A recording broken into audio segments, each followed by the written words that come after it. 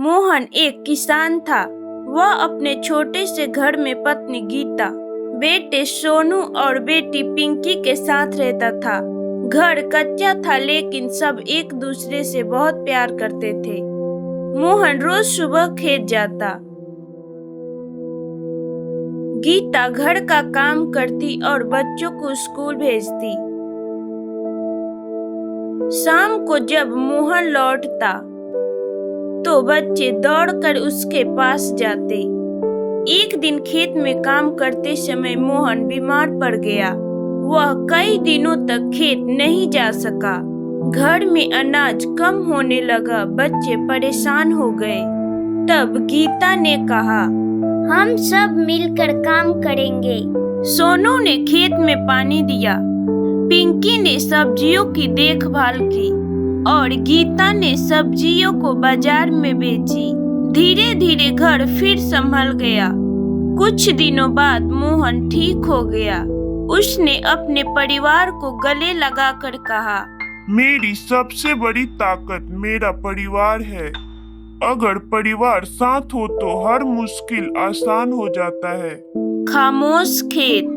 किसान ईश्वर दिन बहुत कम बोलता था।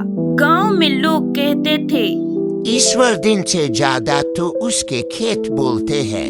उसके परिवार में पत्नी जानकी, बड़ा बेटा शिवम और छोटी बहू राधा थी। घर में हंसी कम थी क्योंकि पिछले साल शिवम शहर से हार कर लौटा था। उसका सपना था एक बड़ा आदमी बनना, लेकिन किस्मत ने साथ नहीं दिया। एक दिन शिवम ने गुस्से में कहा, इस खेत ने हमें कभी कुछ नहीं दिया। ईश्वर दिन ने पहली बार कड़ी आवाज में कहा, इस खेत ने तुझे पाला है। उसी रात ईश्वर दिन सबके सोने के बाद खेत में चला गया। सुबह जब परिवार उठा, वह घर पर नहीं था। सिर्फ खाट पर एक पुरानी डायरी पड़ी थी। जानकी ने डायरी खोला। उसमें खेत के हर कोने का हिसाब था। कब कौन सी फसल बोई, कितनी बारिश हुई, किस दिन शिवम पैदा हुआ और किस दिन राधा बहू बनकर आई। शिवम डायरी पढ़ते पढ़ते रो पड़ा।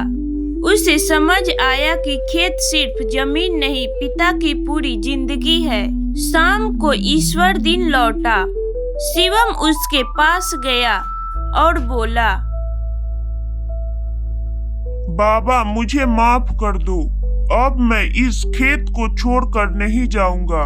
ईश्वर दिन ने कुछ नहीं कहा। तो बच्चों, इस कहानी से हमें यही सीख मिलती है कि जो चुपचाप सहता है वही सबसे गहरा प्यार करता है। अगर कहानी अच्छी लगी हो तो एक लाइक जरूर करना।